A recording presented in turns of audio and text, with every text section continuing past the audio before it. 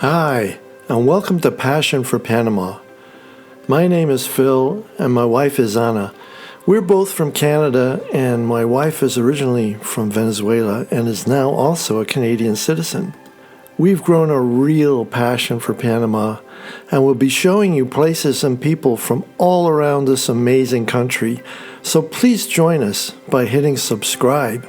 First off, we would like you to meet our tour guide, Alexander, who is based in Panama City and who we highly recommend.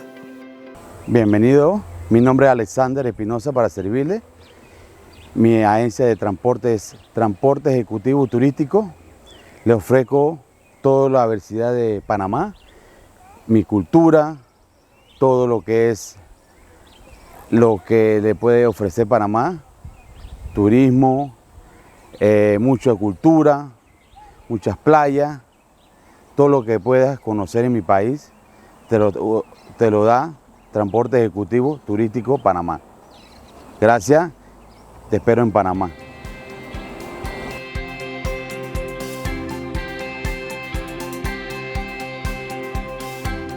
So on this day, we jumped into Alexander's comfortable air-conditioned van and headed across the country, from Panama City up through Portobello, and then by boat for a short trip across to the tiny Isla Mamey, where we swam, drank coconut water, and savored some salted tostones, fried green plantain.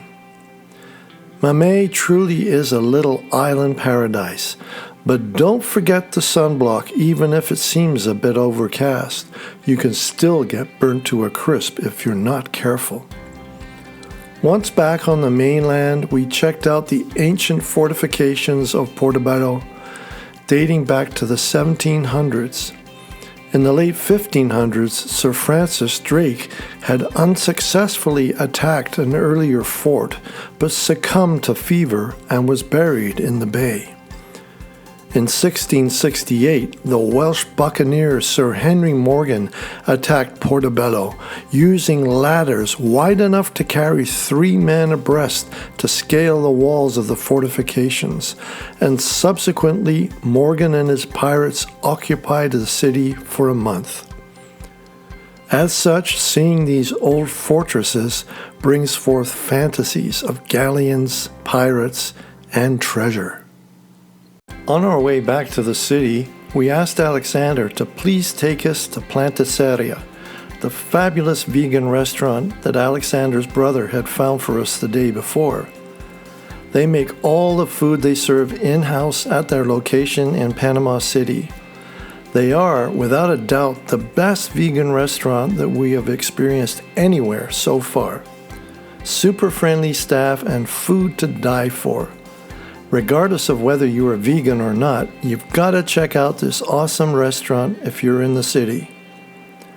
Next on our agenda was to travel from Panama City by air to David in Chiriquí Province, where we were met by our new friends, and after getting our rental car, we headed north for the 35-minute drive up to Boquete, which we intend to make our new home in 2023. At 1,130 meters, or just over 3,700 feet above sea level, the weather here is cooler, an average yearly range of 18 to 26 Celsius, or 64 to 79 Fahrenheit. While we were here, we checked out the beautiful gardens, which at the time included an exhibition of orchids. As for food, to start with, the fruit is amazing. Take papaya, for instance. Compared to what we can get in Canada, the papaya here is 4 times as big at quarter the price or less, and so tasty. The same goes for pineapple, avocado, plantains. Amazing. In town, there's a new shop called Organica, where we found many of the vegan and organic products that we get in Canada. We also had the opportunity to try out some local cuisine and found some delicious vegan offerings at Herbularium, thanks to proprietors Henrik and his wife Claudia, who I had the pleasure to briefly chat with about their restaurant. My name is Henrik Bass. I'm from Denmark, and this is my wife Claudia. She's from Medellin in Colombia.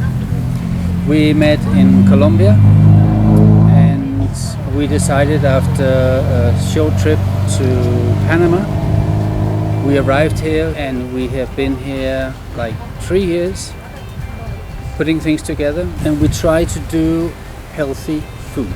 Not health food, but healthier food.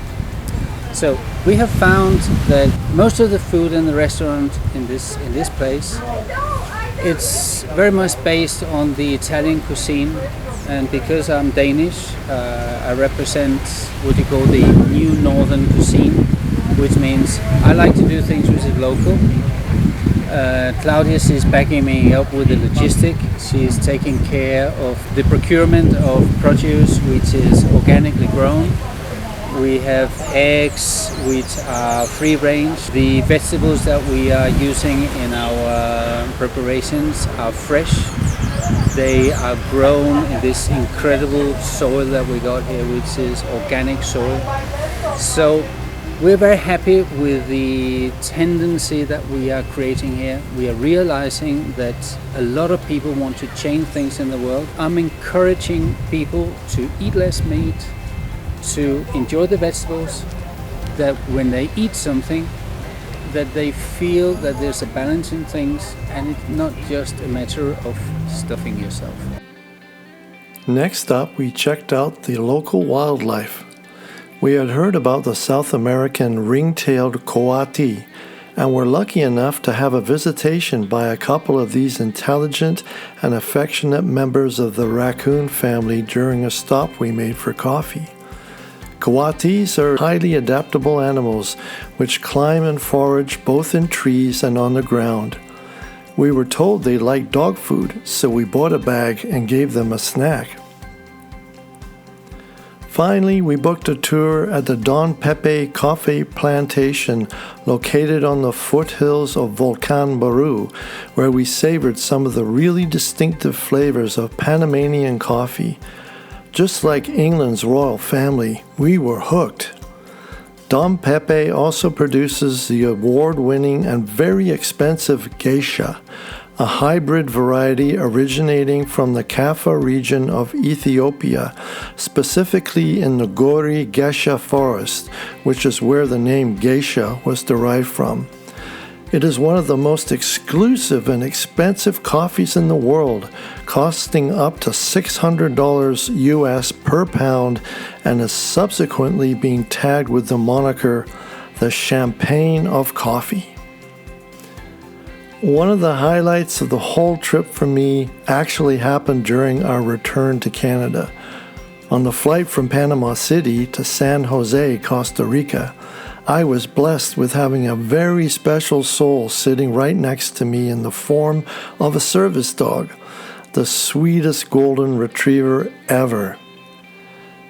Well, thanks for watching, and please don't forget to subscribe. See you next time on Passion for Panama.